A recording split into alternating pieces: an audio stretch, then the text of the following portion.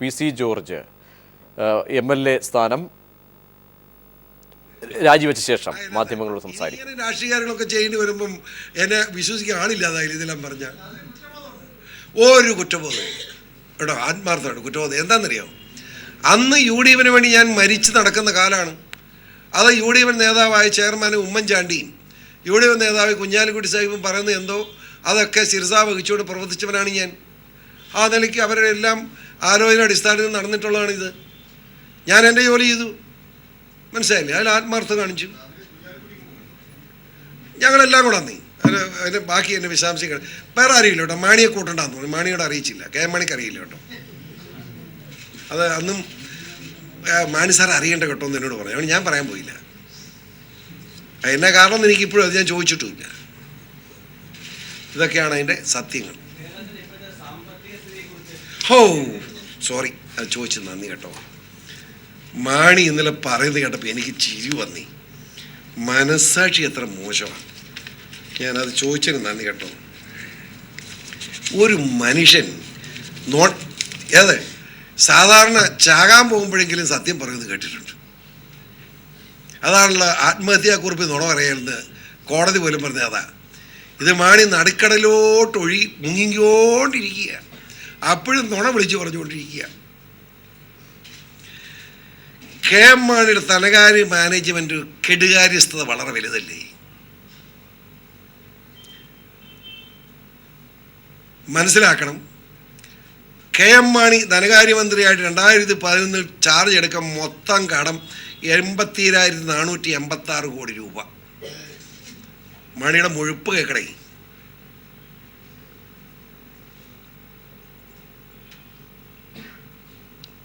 ഇപ്പം 24,000 കോടി എടുക്കാൻ ഉള്ള അറേഞ്ച്മെൻറ്റായി. അപ്പം കടം എത്രയാണെന്നറിയാവും? 1,59,000 കോടി രൂപ. 4 കൊല്ലം കൊണ്ടാന്ന് ഓർത്തോണം. അതായത് 58 കൊല്ലം കൊണ്ട് കേരളത്തിൻ്റെ മൊത്തം കടം 83,486 കോടി. 4 കൊല്ലം കൊണ്ട് കടം എന്ന് പറയുന്നത് 77,000 കോടി രൂപ അധികമാണ്. അതായത് 1,59,000 കോടി. ഒരു വ്യക്തിയുടെ കടം 46,000 രൂപയാണ്. 46,700 ചില്ലുവാനായി.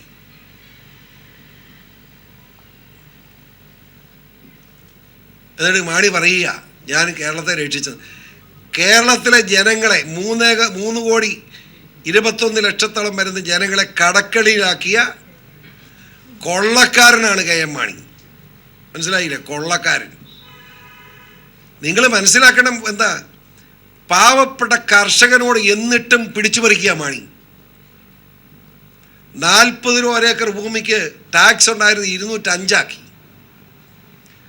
അതിന് ഒരു വർഷം മുൻകാർ കഴിഞ്ഞ വർഷത്തെ 40 അടച്ചവൻ ഇക്കൊല്ലം ഒരേക്കറുകാരൻ ചെന്നാൽ 40 പോട്ട് 165 24% പലിശ കൂടെ പിടിച്ചു പറിച്ചു.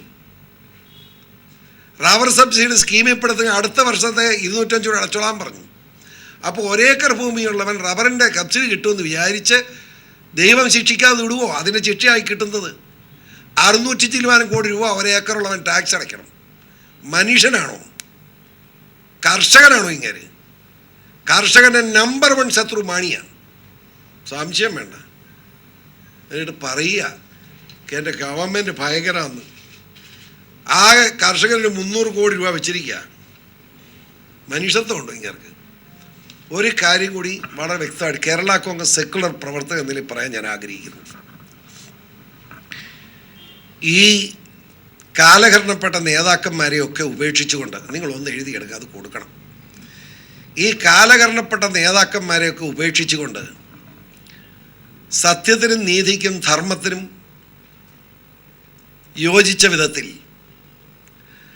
കാർഷിക മേഖലയെ സംരക്ഷിക്കാനും ന്യൂനപക്ഷങ്ങളെ രക്ഷിക്കാനും പാർശ്വവൽക്കരിക്കപ്പെട്ട ജനവിഭാഗങ്ങൾക്ക് ശക്തി പകരാനും പട്ടികജാതി പട്ടികവർഗ വിഭാഗങ്ങളുടെ സംരക്ഷണവും ഏറ്റെടുത്തുകൊണ്ട് ഒരു ശക്തമായ പ്രാദേശിക പാർട്ടിയായി കേരള കോൺഗ്രസിനെ വളർത്തിയെടുക്കാൻ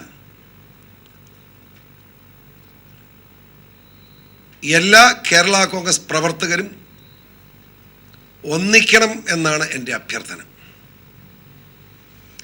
അത് മാണിയോ ജോസഫോ തോമസോ പിള്ളയോ ഒന്നും നോക്കണ്ട, നമുക്കൊന്നിക്കാം. കേരളത്തിലൊരു പ്രാദേശിക പാർട്ടി ആവശ്യമാണ്, സ്റ്റേറ്റ് പാർട്ടി. ഞാനീ പറഞ്ഞ ആശയം നടപ്പാക്കാൻ ഒരു സെക്കുലർ കാഴ്ചപ്പാട്, മുഴുവൻ പേരും ഒന്നിക്കണം എന്ന ആഹ്വാനം വളരെ ആദരവോടുകൂടി ഞാൻ ജനങ്ങൾക്ക് മുമ്പിൽ വെക്കുന്നു. ഒരു സ്ഥാനത്തിന് വേണ്ടിയും തർക്കത്തിന് PCR ഉണ്ടായിരിക്കില്ലെന്ന് ഉറപ്പും കൂടി നൽകുന്നു. എനിക്കതിൽ ചെയ്യാൻ പറ്റും, അതും കൂടെ തന്നെ കണ്ടാൽ അറിയാമല്ലോ. MLA സ്ഥാനം രാജിവെച്ച ശേഷം PC ജോർജ് മാധ്യമങ്ങളോട് സംസാരിക്കുകയായിരുന്നു.